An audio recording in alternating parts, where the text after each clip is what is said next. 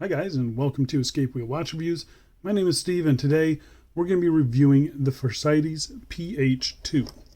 I received this watch for free. I don't have to send the watch back, but you guys know the deal by now. No matter how I get a watch in for review on this channel, whether it's a gift, whether I pay for it, you're always going to get my honest opinion every single time. And if you want to pick one of these up by the end of this review, I'm going to leave a link down in the video description that is to the official Phorcydes store on AliExpress, where you can pick this watch up. The retail price that I'm seeing is $300 US on the bracelet. That is a US price including tariffs, so go check out the price for yourself, as I'm pretty sure I saw this watch for about $180 when I first got the watch. The watch comes only in black. However, they do give you 4 different lume options, which does change the look a little bit. So yeah, go check that out, see which one you like the most. The watch case is made of 316L stainless steel. It has a sapphire crystal ceramic bezel insert, screw down crown, screw down case back. You can see here 200 meters of claimed water resistance. You have 3D printed lume blocks on the dial and the hands, and the watch is powered by the Seiko NH35 automatic movement. So this is the second time I'm reviewing the Phorcydes Ph2. The first time was way back in April of 2021, which seems like a lifetime ago. That watch was a 42mm beast. Thankfully, they have shrunk this one down a bit and updated the watch across the board, and I have to say I'm really enjoying this one. It's not a perfect watch, none are, so I will touch on a few points where it could use a little bit of help, but otherwise it's pretty great. So I say we get into this review. But before we do a quick wrist check today, wearing a watch that I haven't worn in a very long time. This is the Redune, I believe, R2X. It's the Willard homage. Yeah, it's been a long time since I've worn this watch. No review for this one. Probably won't review this one because I don't believe you can purchase this one anymore. All right, so let's get into dimensions. A bezel diameter of 40mm. Case thickness of 13.1 millimeters. We have a standard 20mm lug width. Lug tip to lug tip of 48.3 millimeters. And sized up for my 7.5 inch wrist with 2 links removed. It weighs 136 grams. So this is a pretty decent sized watch. 40 millimeters at the bezel. The case is 39 millimeters, 48 lug to lug. The thickness doesn't really translate, in my opinion. You can tell that it's, you know, a thicker watch, but the way they have this sculpted with the thin line on the mid case there makes it look a little bit thinner than it really is. It's got a good weight to it. It's pretty comfortable overall. So yeah, I love the way the watch wears, and I'm going to go outside right now and throw it on my wrist for you. And here we are on my 7.5 inch wrist, and as you can see, it wears pretty nice. You can see that really thin midline of that case there. It kind of makes this appear thinner than it is. Lots of that height is in the crystal as well, but I mean, I think it does a very nice job. It wears a lot better than the old one does, and the AR coating on the crystal here is much better as well, so really nice clear look at that dial too. And when we're not wearing the bracelet, this is what I've been wearing it on. This is a cut to size FKM. There's lots of different styles, different colors. This thing goes good with any of them, so really enjoy these straps. There's a bunch of links down below, so go check those out. But yeah, these straps are awesome, and I think it looks really good. Yeah, here we are on a Sifu nylon strap. So there's one layer underneath the watch there. You can kind of see where it's sitting up a little odd, but it's still just very comfortable. I think it still looks pretty good here, and I like the color of this one. It's kind of army green color.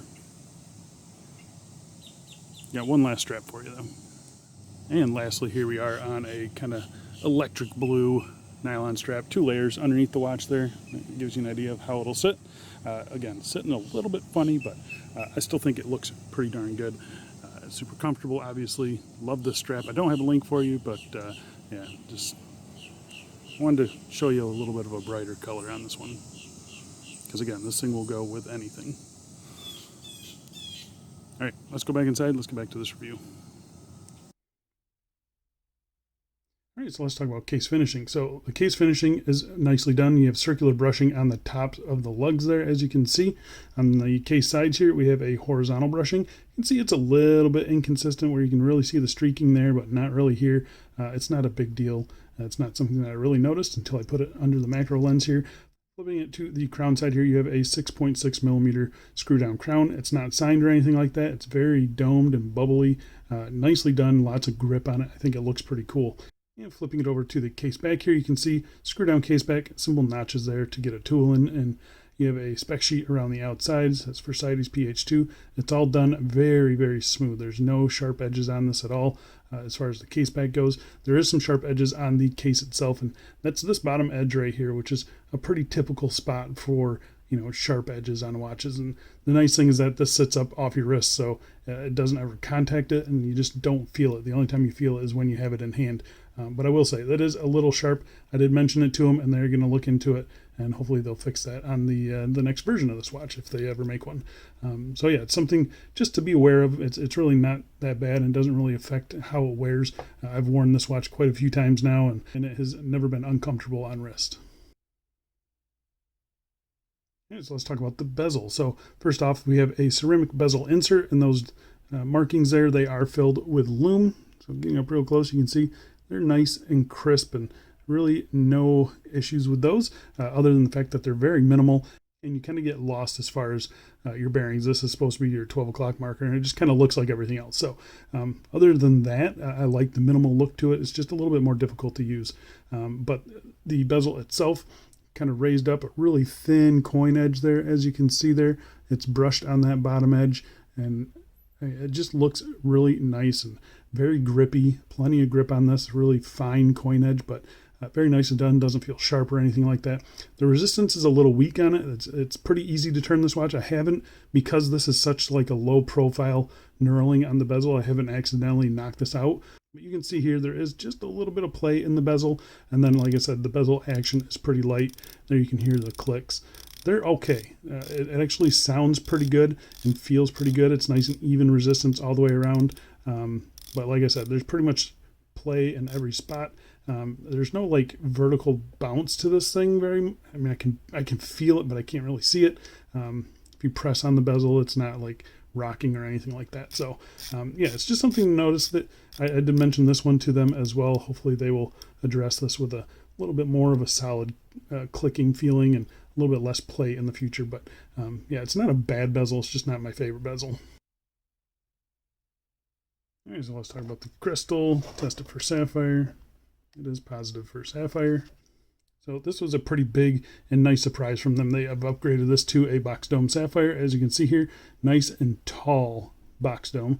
Plenty of distortion on the edges. It looks fantastic. Clear anti-reflective coating on the underside, and lots of it. This is one of the nicer crystals I've had. I know the spec sheet said sapphire, but when I got it, I had to double check just because it kind of gave me mineral crystal vibes. And that's a good thing. You know, mineral crystal is less reflective. And so yeah, I just had to double check them. Thankfully, it is sapphire, and excellent clarity on this one, because you're going to really want to look at that dial. So let's talk about the dial.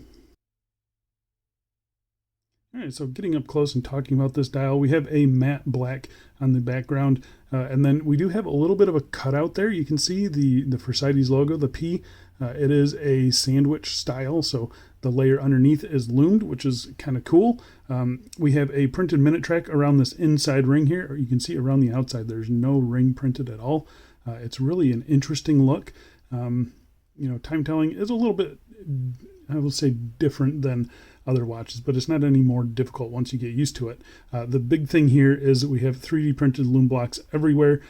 So we have the numerals are 3D printed loom blocks, as you can see here. Nice depth to them. They're really nice and thin, so it gives you know, a pretty sharp look to them. And then all these little triangles, those are 3D printed as well. We have these blocks here and triangles at 3, 6, and 9. Those are also 3D printed loom blocks, and I mean, they just look fantastic. Under macro, you can kind of see that they're a little bit rough around the edges, but at anything more than a normal distance away, they look absolutely fantastic, and lots of height and depth to them, as you can see there. The loom on the hands is also 3D printed loom blocks, so the loom on this watch is, I mean, this is what the dial is all about, right? It's a really cool looking dial. And then you just throw the blocks of loom there, and it just looks absolutely fantastic. And the loom on this watch is killer. Probably the best loom that I've seen on a watch since the Phorcydes Ph2, I believe it was. So yeah, the loom on this watch is absolutely killer. Here it is against a couple other watches in the collection. I always say the Willard is like a 7 out of 10. Really good loom on that watch. And then the Suggest sub on the right there, I'd say that's kind of like a 9 out of 10. And this thing just kind of destroys both of those watches. So yeah, this is a 10 out of 10 when it comes to the Lume. Really nice, really strong, easy to read in the middle of the night. I mean, there's just not anything that I can complain about when it comes to the Lume on this watch. It is really, really impressive. So powering this watch is the NH35 from Seiko. We all know it. We all love it. 21,600 beats per hour. It hacks, hand winds, has a bidirectional winding rotor, roughly 40 hours of power reserve. It does everything you need it to do, and it's very cheap and robust and reliable. You can find parts for them. You can swap them easy. They're just great movements. Here's how this one has been running. Plus 8 seconds, I believe it says. Can't complain about that. Very happy with the accuracy on this particular model. Yeah, I've got just nothing to complain about with these movements. They're fine. It is operated by this 3 o'clock unsigned screw down crown. Really smooth screw in, screw out action. Plenty of grip on that crown as well. You get a nice pop out. The first position here is your hand winding. Second position is a go state position. Sadly, I can feel it working back there. And then the third position hacks the movement. This is where you set your time. The alignment on the hands, spot on.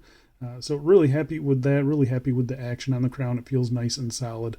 There's really no wobble to that crown either. So the screw in action on the crown, really nice and smooth, picks up on the threads pretty much every time. But yeah, it is really just a great setup.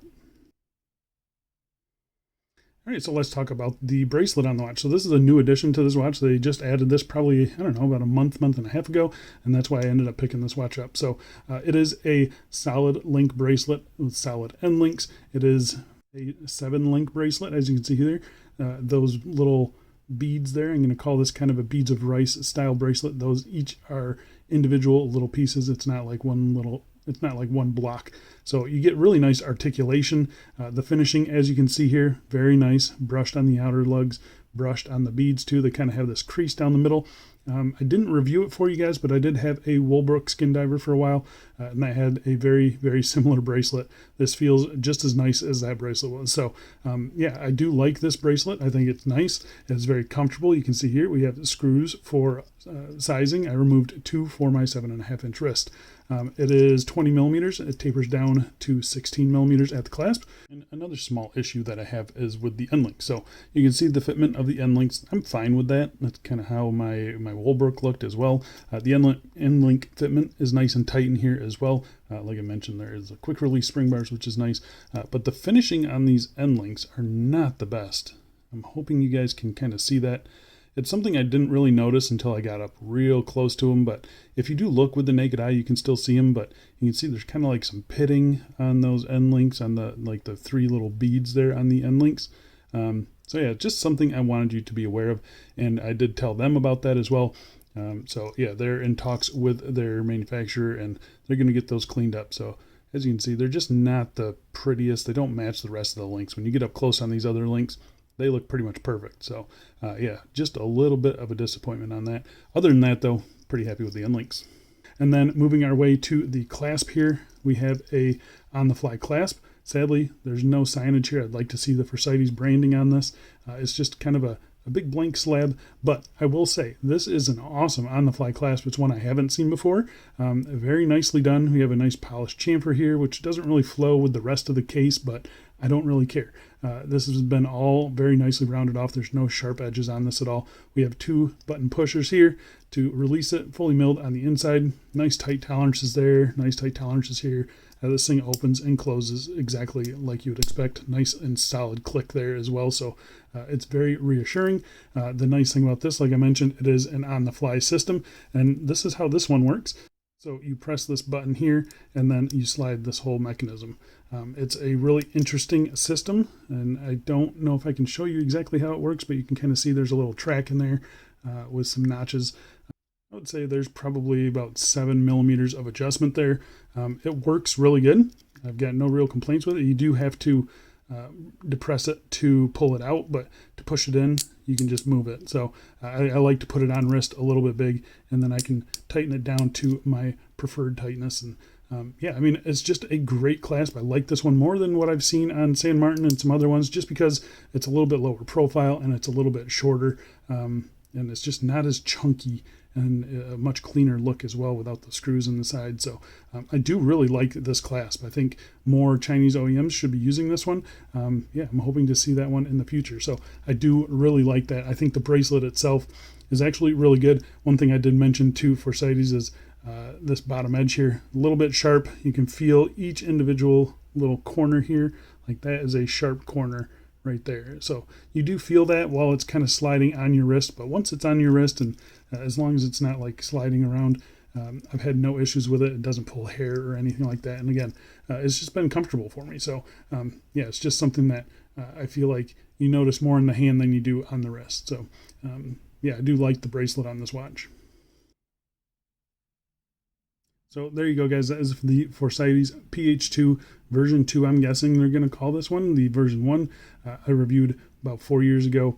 This one is just a big step up in pretty much every category. I mean, this watch is actually really nice. $300 that it's listed at now, I think is a little bit much. They need to kind of clean up their finishing a little bit, tighten up the bezel and stuff like that. But at the 180 that I saw this early on, I think it's a pretty good value. I mean, for what you're getting, really, really nice. So, I mean, I've been enjoying the heck out of this thing. It's kind of a monochromatic diver. I love it. And it's been fantastic for me. So, really happy with this. I think you guys will like it too. I like the size, I like the style, and I like the specs, and the overall execution of this watch is pretty darn good. A little rough around the edges, but other than that, I've really been enjoying this one. So, yeah, go check out the link in the video description. I think that's it for me. Thanks a lot for watching, guys, and I will see you in the next one.